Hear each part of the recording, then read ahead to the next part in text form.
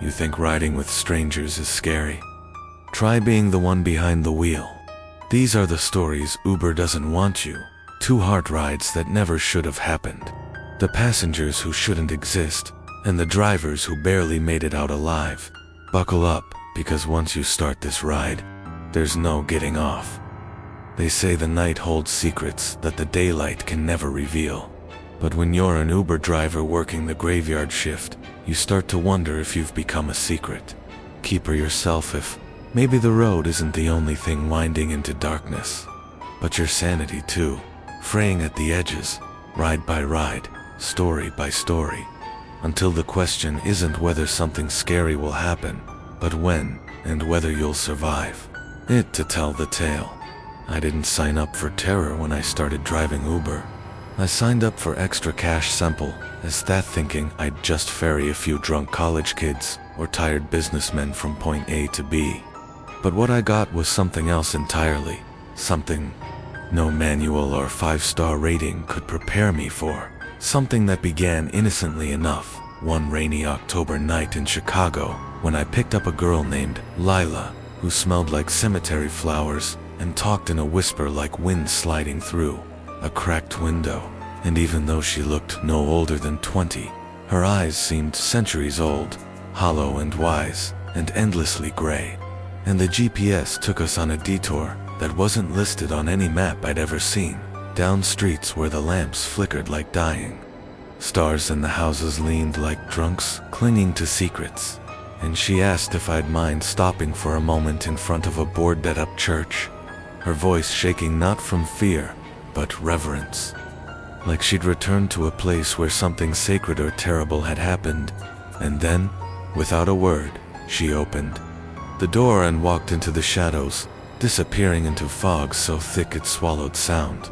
And I swear to this day she never came back. But my Uber app said the ride had completed normally, as if she'd vanished into thin air, was just business as usual. But I couldn't shake the feeling she was still sitting behind me, silent and staring. And from that night on, things change.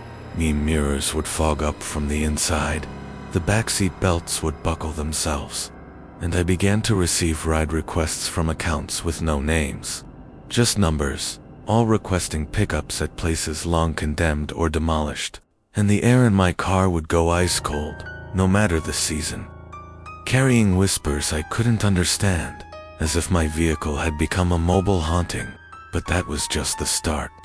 Because one night I picked up a man in Los Angeles who wore a 3-piece suit but had bare, muddy feet, and he claimed he'd lost his phone and asked me to drop him off at a place that didn't exist on the GPS, giving me directions turn by turn into the Santa Monica Mountains, further and further from civilization. And every time I looked in the rearview mirror, his reflection looked less like a man and more like a shadow wearing skin. His eyes too, gaping holes that didn't blink, didn't move, just stared straight into my soul. And when we finally stopped, he got out and simply vanished into the trees, leaving behind wet footprints that evaporated seconds later, and my app again marked. The ride completed even gave me 5-star sand when I reported it to Uber. The response I got was, "This account has been deactivated." Like that made it all okay. Like I hadn't just delivered a ghost back to its grave.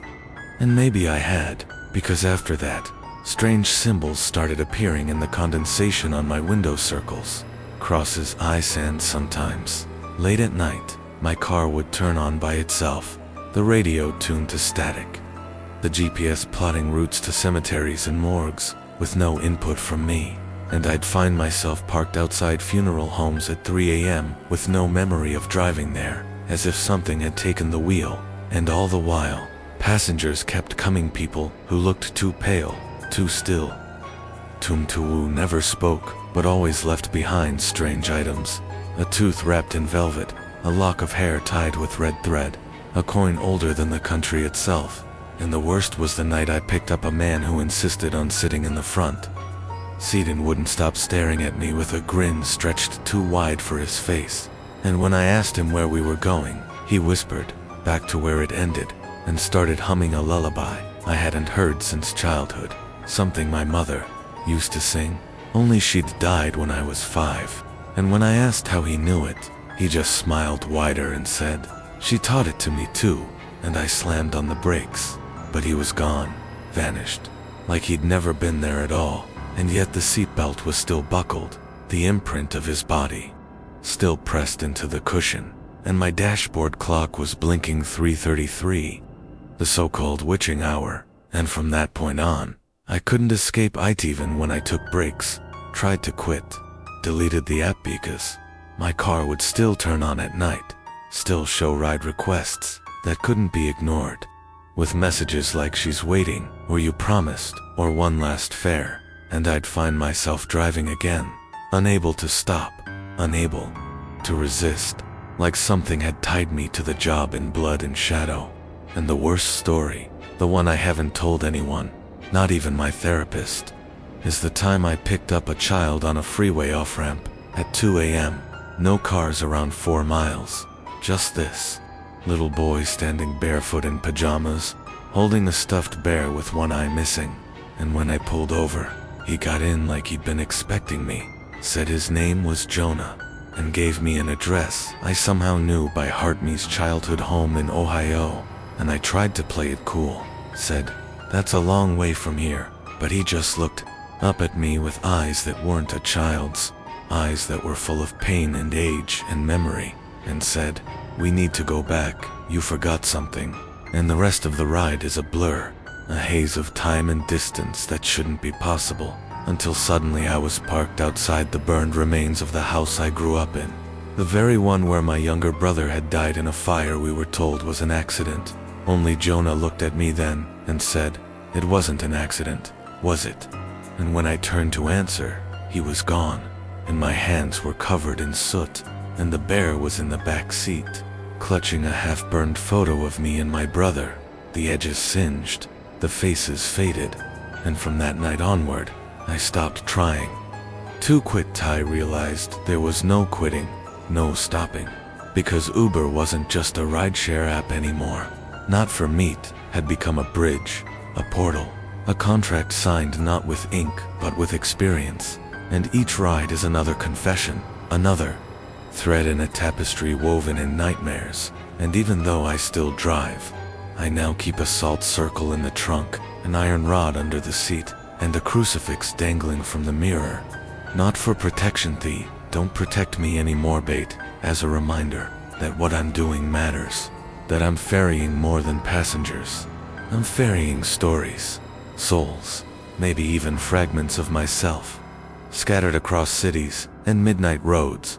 And if you ever hear your Uber pull up with no one in the front seat, just the sound of static on the radio and a faint whisper calling your name, don't get in if you're next. Uber feels a little too cold if the GPS takes you down a road that doesn't exist, if your driver never speaks, never blinks, and the clock says 3:33 am. Just remember, some rides never end, and some passengers, they never leave. Until next time, drive safe, ride safer, and whatever you do, don't look in the rearview mirror. If you enjoyed the darkness tonight, hit that like button, subscribe for more true horror, and leave a comment if you've got a terrifying ride to share. This has been Whispenox Whispers, where the shadows talk back.